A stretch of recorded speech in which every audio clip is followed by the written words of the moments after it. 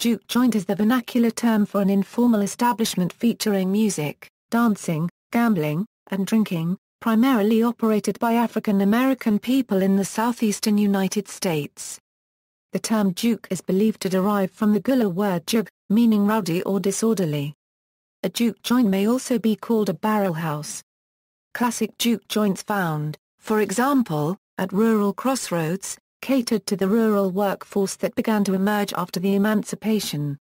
Plantation workers and sharecroppers needed a place to relax and socialize following a hard week, particularly since they were barred from most white establishments by Jim Crow laws.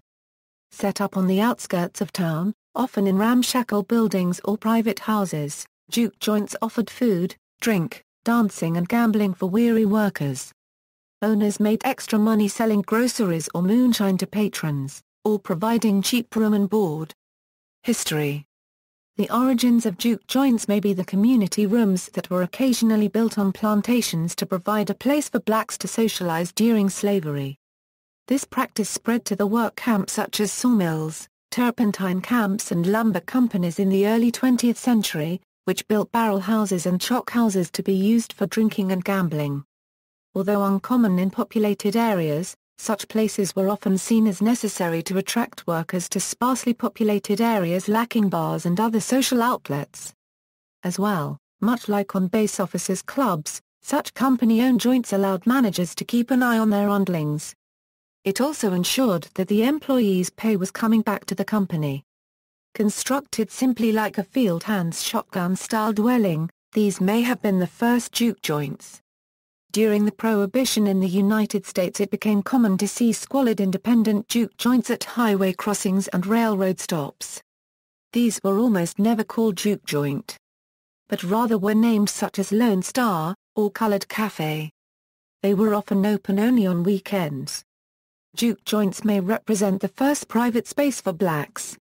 Paul Oliver writes that juke joints were the last retreat, the final bastion for black people who want to get away from whites and the pressures of the day.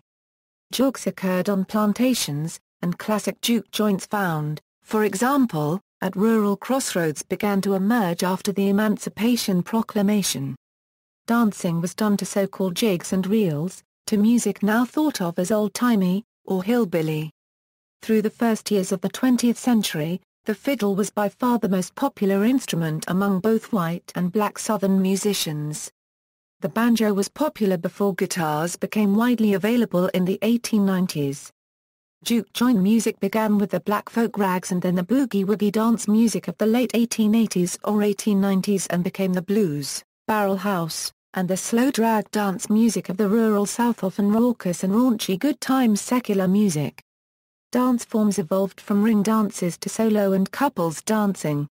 Some blacks, though seeking white approval, opposed the amorality of the raucous juke crowd.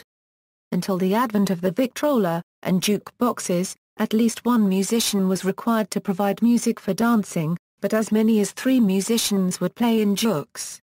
In larger cities like New Orleans, string trios or quartets were hired. Mance Lipscomb, Texas guitarist and singer, so far as what was called blues, that didn't come till round 1917. What we had in my coming up days was music for dancing, and it was of all different sorts.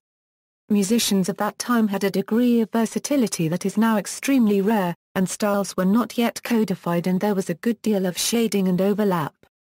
Paul Oliver, who tells of a visit to a juke joint outside of Clarksdale some 40 years ago and was the only white man there, describes juke joints of the time as unappealing, decrepit, crumbling shacks that were often so small that only a few couples could hully-gully. The outside yard was filled with trash. Inside they are dusty, and squalid with the walls stained to shoulder height.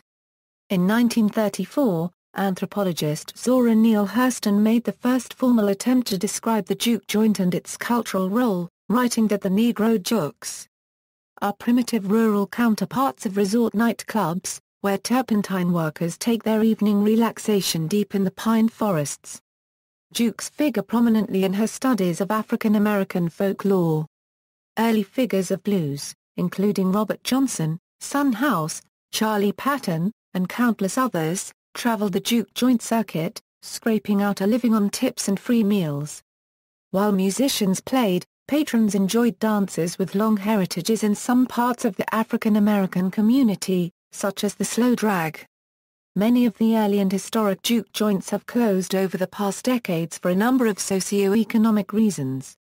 Po Monkeys is one of the last remaining rural jukes in the Mississippi Delta. It began as a renovated sharecroppers shack which was probably originally built in the 1920s or so. Po Monkeys features live blues music and family night on Thursday nights. Still run by Po Monkey, the popular juke joint has been featured in national and international articles about the Delta.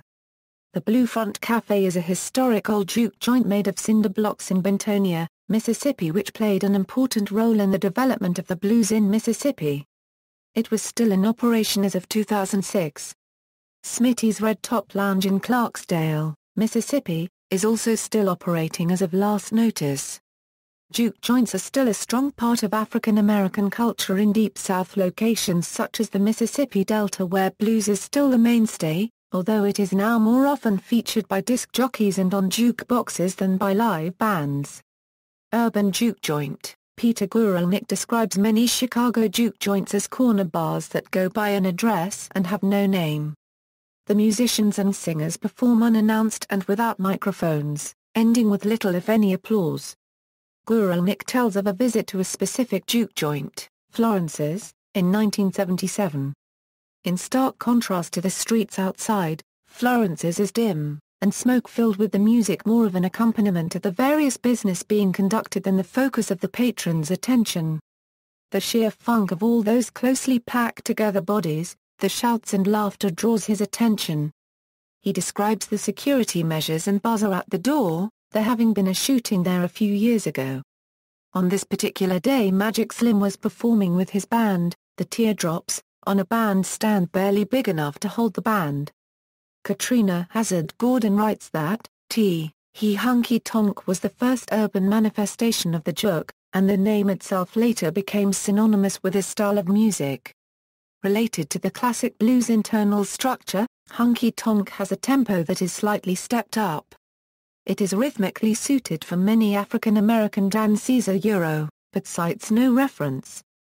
Legacy. The low-down allure of juke joints has inspired many large-scale commercial establishments, including the House of Blues chain, the 308 Blues Club and Cafe in Indianola, Mississippi, and the Ground Zero in Clarksdale, Mississippi.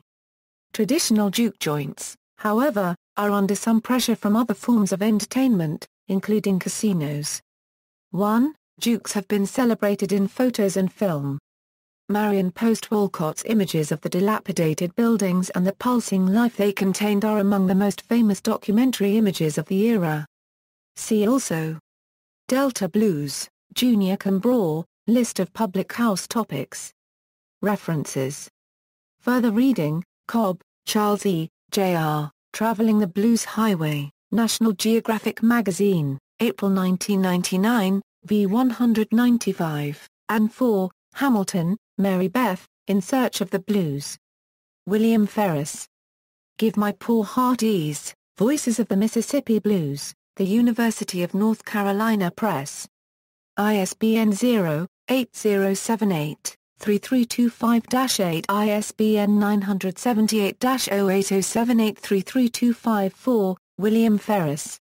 Glenn Hinson The New Encyclopedia of Southern Culture, Volume 14, Folklife The University of North Carolina Press ISBN 0-8078-3346-0 ISBN 978-0-8078-3346-9, William Ferris. Blues from the Delta Da Capo Press. Revised edition ISBN 0-306-80327-5 ISBN 978-0306803277, Ted Geier. Delta Blues, The Life and Times of the Mississippi Masters Who Revolutionized American Music, W. W. Norton and Company ISBN 0-393-33750-2 ISBN 978-039333750-1, Sheldon Harris. Blues Who's Who Da Capo Press 1979, Robert Nicholson. Mississippi Blues Today. Da Capo Press ISBN 0-306-80883-8 ISBN 978-0-306-80883-8 Robert Palmer. Deep Blues, A Musical and Cultural History of the Mississippi Delta, Penguin Reprint Edition ISBN 0-14-006223-8. ISBN 978-0-14-006223-6, Frederick Ramsey Jr. Been Here and Gone, 1st edition Rutgers University Press, London Castle and New Brunswick, New Jersey, IDUM, 2nd printing Rutgers University Press, New Brunswick, New Jersey, IDUM, University of Georgia Press, Charles Reagan Wilson, William Ferris, and J. Adady. Encyclopedia of Southern Culture, The University of North Carolina Press. 2nd edition, ISBN 0-8078-1823-2, ISBN 978-0-8078-1823-7. External links, a collection of Juke joint blues musicians and playlists, Random House Word of the Day. Accessed February 2, 2006. Junior's Juke Joint. Accessed February 1, 2006. Juke Joint Festival. Accessed February 2, 2006. Backroads of American Music, www.backroadsofamericanmusic.com.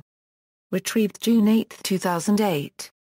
Juke in It Out, Contested Visions of Florida in New Deal Narratives, Juke Joint Video, Juke Joint at Queens.